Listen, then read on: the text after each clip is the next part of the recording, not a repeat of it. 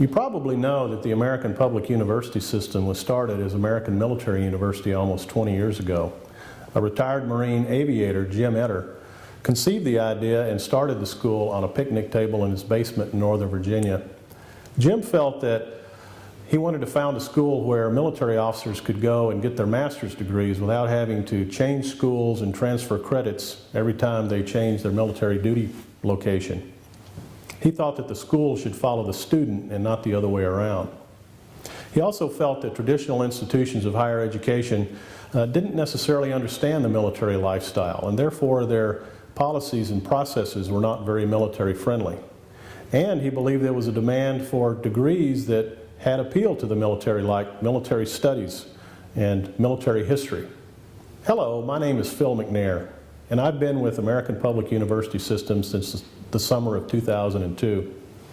I also served over 26 years in the U.S. Army and retired as a colonel just before I started working here, so I understand what it's like to be a member of the military as well as an APUS staff member. And I also understand what it's like to be a military student on active duty trying to get a degree.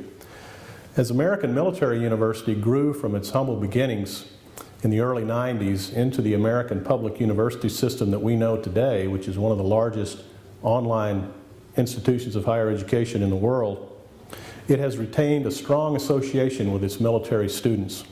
Even today, well over half of our students come from the active military, and many others are veterans or reservists or have served in some capacity or are related to military service members. In the early days, most of the staff and faculty also had military experience, and they understood the unique demands of the military and developed policies and procedures that were kind toward members of the military.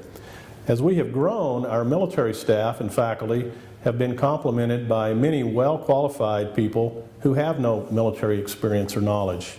If you fall into this category, you may sometimes feel uncomfortable or not understand the military student as well as you would like. Military students often speak in their own jargon, which can be confusing to civilians. The military rank structure is also somewhat complex and can seem intimidating. And the lifestyle of our military students who serve around the globe is different from that of a typical civilian student in a traditional school. I hope through this series of videos to give you an understanding of our special military culture at the American Public University System by giving you some insights and information that comes from my experience both in the military and at APUS as a longtime employee. Obviously, we can't cover everything in these short segments, but perhaps I can arm you with some suggestions and some information about where to go for additional information if you need it.